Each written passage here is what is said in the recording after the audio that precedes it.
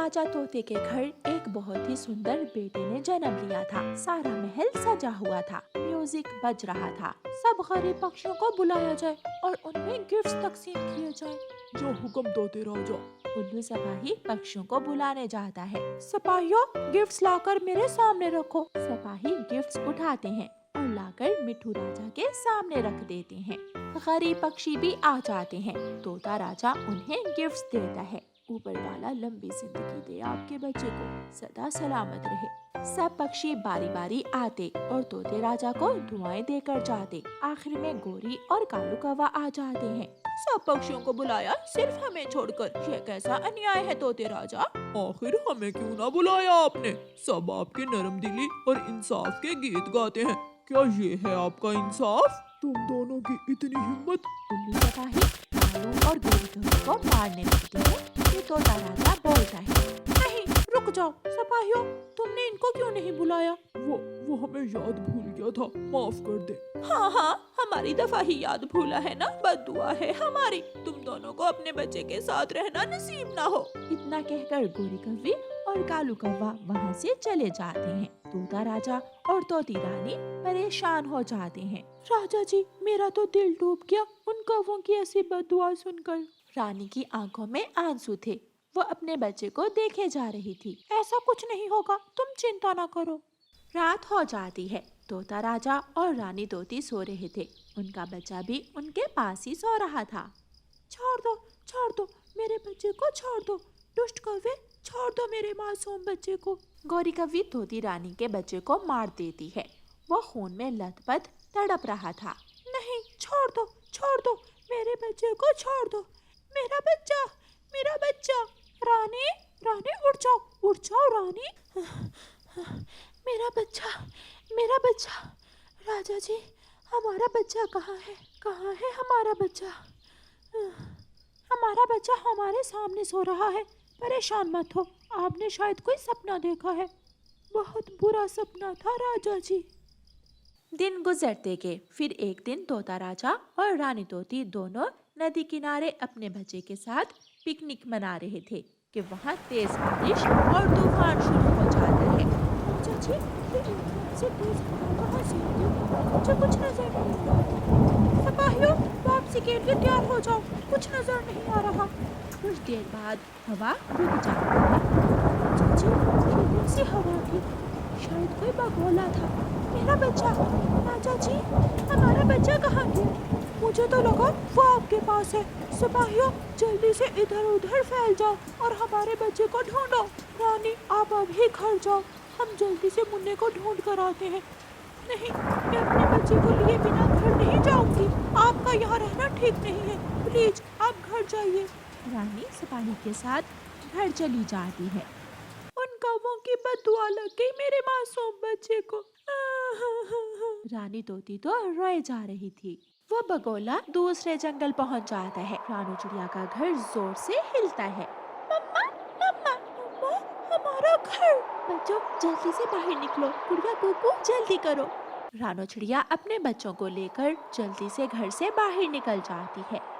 मम्मा, वो देखे, भूत। गुड़िया और कुकू रोने लगते हैं। बच्चों, चुप हो जाओ, ये कोई भूत नहीं है, ये तो सिर्फ बगोला है। बगोला? मम्मा, बगोला क्या होता है? बेटा, ये हवा का एक गोल गोल गोला होता है। ये तो मैंने भी बहुत अरसे बाद देखा है। फिर उन्हें किसी बच्चे के रोने की आवाज आती है।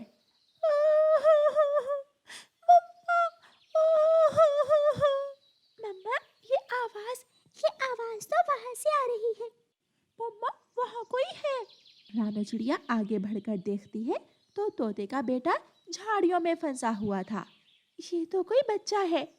हिलो मत बच्चे, हिलो मत। रानू चिड़िया आराम आराम से उस बच्चे को झाड़ियों से बाहर निकालती है और छोटे बच्चे के पंख घायल हो चुके। रानू चिड़िया उस छोटे बच्चे को अपने घर ले जाती है और उसके मरहम पट्टी करती है। रात हो जाती है। मम्मा, ये कुछ बोल क्यों नहीं रहा? मम्मा, क्या ये उदास है?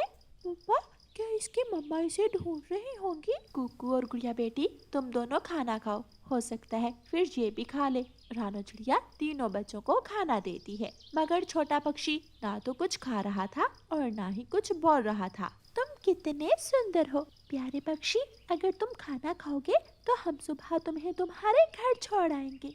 फिर छोटा तोता राजकुमार खाना खाने लगता है। दूसरी तरफ रानी और राजा का रो रो कर बुरा हाल था। मैं खुद जाऊंगी अपने बच्चे को ढूंढने के लिए, ना जाने मेरा बच्चा किस हाल में होगा। सुबह हो जाती है। राजा तोता और तोती रानी अपने बच्चे को ढूंढने के लिए निकलते हैं। रास्ते में उन्हें चिड़िया नजर आती है जिसने छोटे तोते को अपने ऊपर बिठाया हुआ था। कोको गुड़िया और रानो चिड़िया उनकी तरफ आ रहे थे। मेरा बच्चा, क्या ये आपका बच्चा है? मम्मा, मम्मा। छोटा पक्षी अपनी माँ के गले लग जाता है। चिड़िया के लिए सोना चांदी लाओ, इसे माला माल कर दो, इसने हमारी खुशियाँ हमें वापस दी है। राजा और रानी अपने बच्चे को वापस लेकर जाने लगते हैं कि छोटा बच्चा कहता है, गुड़िया कुकू बाय बाय, बाय प्यारे दोस्त, बाय बाय। रानो चिड़िया की ऐसी कहानियाँ सुनने के लिए YouTube सर्च बार में रानो चिड़िया की कहानी लिखें या फिर ये बटन दबाकर बोलकर कहें रानो चिड़िया की कहानी।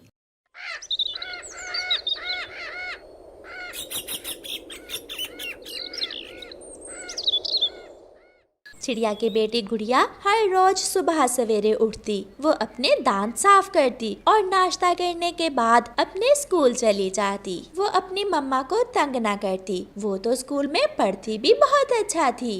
पड़ोसी कौवों का बेटा जग्गू हमेशा अपनी मम्मा को तंग करता। उठो उठो बेटा, तैयार हो जाओ, स्कूल जाना है बेटा। मुझे सोने दे मम्मा, मुझे बहुत नींद आ रही है। उठते हो या एक लगाऊं? अपने पापा के डर से जग्गू जल्दी जल्दी उठता है और स्कूल चला जाता है। जग्गू, तुम आज फिर लेट आए हो। टीचर, लकड़ियाँ गीली थी, आग जलाने के लिए बहुत मुश्किल हो रही थी मम्मा को। ऐसे वो हर दिन अपने टीचर से कोई नया झूठ बोलता था। स्कूल से वापस जाते समय गुड़िया जग्गू से कहती है, जग्गू देखना, इस बार मैं फर्स्ट पोजीशन लूंगी और मेरी मम्मा मुझे नए शूज लेकर देंगी। तुम कभी पहली पोजीशन नहीं ले सकती हो। जग्गू तो गुड़िया से बहुत जलता था, वो हमेशा गुड़िया को तंग करता था। गुड़िया अपना बैग नदी के पास रखती है और जब गुड़िया नदी से पानी पीने जाती है तो जग्गू उसकी मैथ की बुक चुराकर भाग जाता है। गुड़िया अपना बैग लेकर घर जाती है। मम्मा, मम्मा, मेरी मैथ की बुक नहीं है, किसी ने मेरी मैथ की बुक चुरा ली है। बेटी, मैंने कितनी बार आपसे कहा है कि अपने बैग का ध्यान रखा करो। गुड़िया बहुत परेशान हो जाती है। मम्मा, कल मेरा मैथ का पेपर है। मम्मा, अगर मैंने पढ़ाई ना की तो मैं फेल हो जाऊंगी। गुड़िया बेटी, अब तो एक ही उपाय है, आप छोटे मिट्ठू तोते की किताब से जाकर पढ़ लो। फिर गुड़िया अपने पड़ोसी छोटे मिट्ठू तोते के घर जाती है और वहाँ जाकर मिट्ठू तोते के साथ बैठकर उसकी किताब से पढ़ाई करती है। दूसरे दिन जब मैथ का पेपर होता है तो जग्गू बहुत खुश था कि गुड़िया तो आज पक्की फेल होगी, मगर गुड़िया अपने सारे क्वेश्चंस ठीक करती है। आज मैथ के पेपर में सबसे ज्यादा नंबर गुड़िया के हैं। ये सुनकर जग्गू हैरान हो जाता है। मगर टीचर, गुड़िया के पास तो मैथ की बुक ही नहीं थी।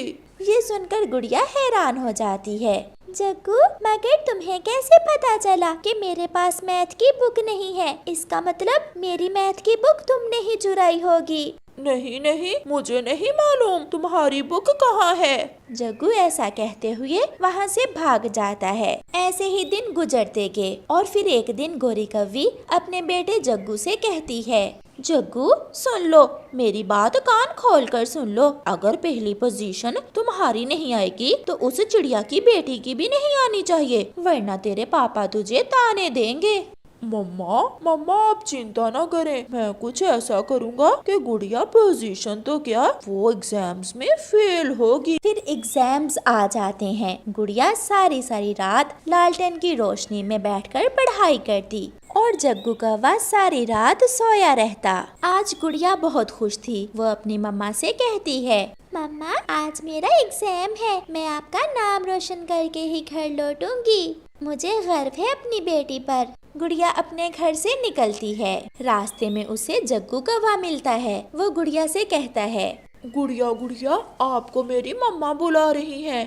आपकी मम्मा? मैं अभी उनकी बात सुनकर ही स्कूल जाऊंगी। गुड़िया जग्गू की मम्मा गौरी कौवी के पास जाती है। आंटी, आपने मुझे बुलाया है? हाँ गुड़िया, ऐसा करना, मेरे जग्गू बेटे को थोड़ी बहुत नकल करवा देना। जब जग्गू की मम्मा गुड़िया से बात कर रही थी तो जग्गू कौवा गुड़िया के बैग से उसकी इंक निकाल लेता है। नहीं आंटी, टीचर चीटिंग करवाने वाले बच्चों को स्कूल से निकाल देते हैं। गुड़िया अपने स्कूल चली जाती है। हो गया काम जग्गू बेटा? हाँ मम्मा, हो गया, मैंने गुड़िया की इंक निकाल ली है। अभी एग्जाम शुरू होने में थोड़ा टाइम था जब गुड़िया देखती है कि उसके बैग में इंक नहीं है। मेरी इंक कहाँ गई? ऐसा कहते हुए गुड़िया भागती है।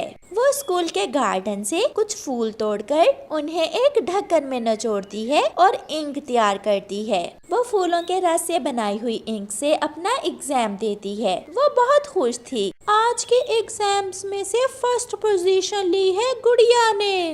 गुड़िया के लिए क्लैपिंग होती है।